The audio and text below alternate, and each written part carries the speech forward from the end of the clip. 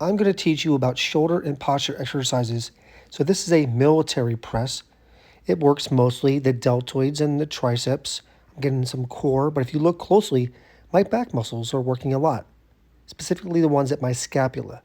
Now you want to have upward rotation. The bottom of the shoulder blade should be moving upwards and outwards. If it doesn't, you're going to get some shoulder impingement because you lack space there, and it's going to hurt.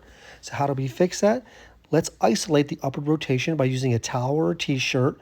Put some tension on the towel, pulling it outwards, and then push it the same bar path. Keep it close to your body. As you see from the side, I push it upwards and a little bit backwards.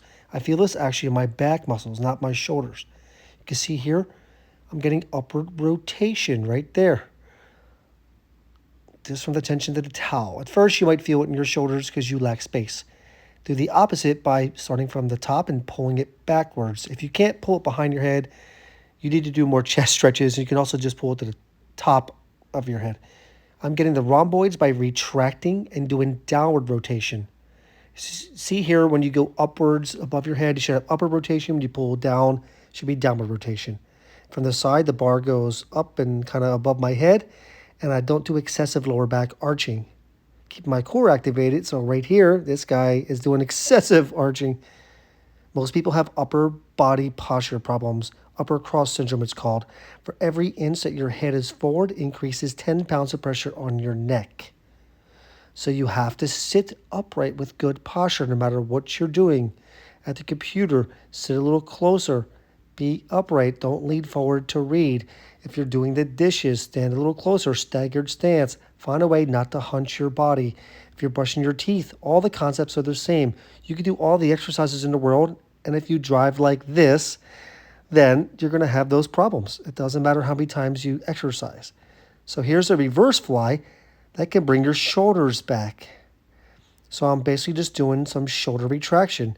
And what muscles am I working here? Well, one, the mid trapezius, which is the blue part there. I don't want to use my upper traps.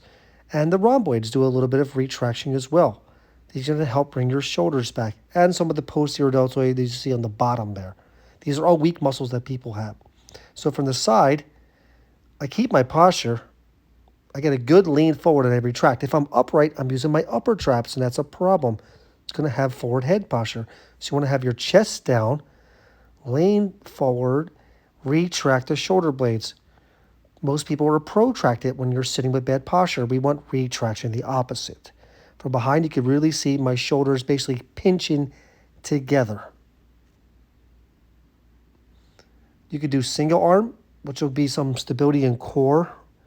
Right, it makes it a little more difficult. This is a progression, but it's the same exact thing as you see here.